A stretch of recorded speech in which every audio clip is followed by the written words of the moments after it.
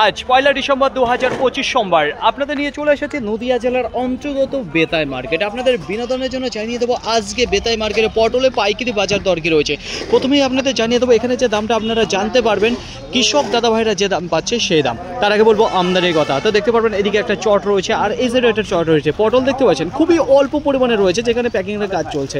তো যত ঠান্ডা পড়বে ততই কিন্তু কমে যাবে, ঠিক সেইভাবেই কিন্তু কমে আসছে। আর কোয়ালিটির যদি কথা বলি তাহলে কোয়ালিটিও কিন্তু চাপা সাইজ হয়ে গেছে। সাইজের দিক থেকে কোয়ালিটির দিক থেকে সেটা কিন্তু দুটোই কিন্তু একটু কমজোরি হয়ে গেছে।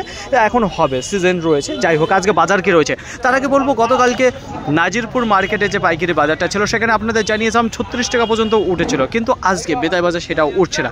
দেখা যাচ্ছে একদিন ভালো যাচ্ছে, আবার একদিন 2-1 টাকা আপ ডাউন হচ্ছে, মানে 2-1 টাকা আপ ডাউন হয়ে যাচ্ছে। আজকে বাজার যেখানে শুরু হয়েছে 30 টাকা পার কিলো, কুইন্টাল প্রতি 3000 এখান থেকে শুরু হয়েছে। তারপরে 31 টাকা, 32 টাকা, 33 টাকা, এমনকি 34 টাকা। তো 30 টাকা থেকে শুরু করে 34 টাকার মধ্যে পাইকারি বাজার চলছে এই যে পটলে, যেখানে কৃষক দাদা ভাইরা পাচ্ছে। তাহলে কুইন্টাল প্রতি যদি কথা বলি 3000 থেকে 3400 এর মধ্যে এই যে পটল আপনারা দেখতে পাচ্ছেন